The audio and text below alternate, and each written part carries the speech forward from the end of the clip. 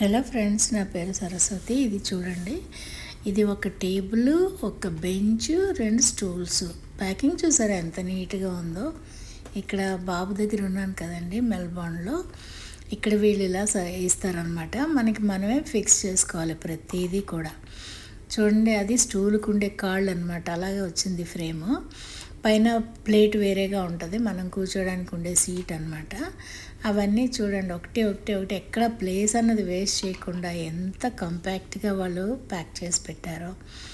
తర్వాత ఒక బెంచ్ వస్తుంది. బెంచ్కి కూడా సేమ్ హైట్ కదండి, అందుకని సేమ్ ఇచ్చారనమాట. ఆ ఫ్రేమ్ లాగా టూ ఉన్నవి. కానీ టేబుల్కి 4 కాళ్ళు వేరేగా ఇచ్చారు. మధ్యలో దానికి వేరేగా సపోర్ట్ ఉండాలి కదా, అది కూడా వేరేగా ఇచ్చారనమాట.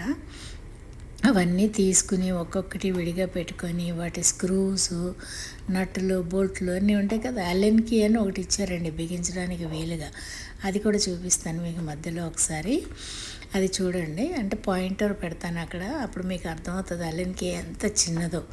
అది పట్టుకొని పెట్టడం కొంచెం కష్టమే. మా బాబు అందుకని తన టూల్ బాక్స్ తెచ్చుకొని దాంతో ఫిక్స్ చేశారు. ఇది చూడండి, అన్నీ ఎంత నీట్గా ప్యాకింగ్, ఎక్కడ చిన్నది కూడా చిప్ ఆఫ్ అవ్వకుండా చాలా బాగా చేశారండి ప్యాకింగ్.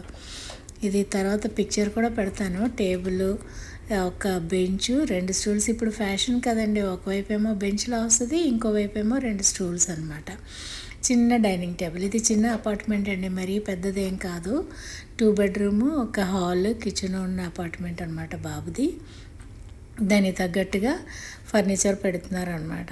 అంటే తీసుకున్నారు, కానీ అంత అవసరం పడలేదు. తన కోసం తను ఒక్కడుగా ఉన్నారు కదా, అందుకని.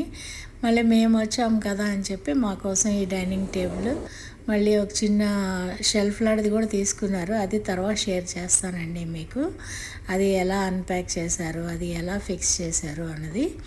ఇది చూడండి, ముందు టేబుల్ పెట్టి ఒక కాలు, 2వ కాలు, 3వ కాలు అలా ఫొటోస్ పెడుతున్నాను మీకు. ఇది స్టూల్ అనమాట. తర్వాత బెంచ్ అన్నీ ఫిక్స్ చేశారు జాగ్రత్తగా. పాపం ఒక్కొక్కటి చూసుకుంటూ. ఏది తేడా రాకూడదండి, ఏది తేడా వచ్చినా సరిగ్గా కూర్చోండి. Thank you very much for watching. Please subscribe.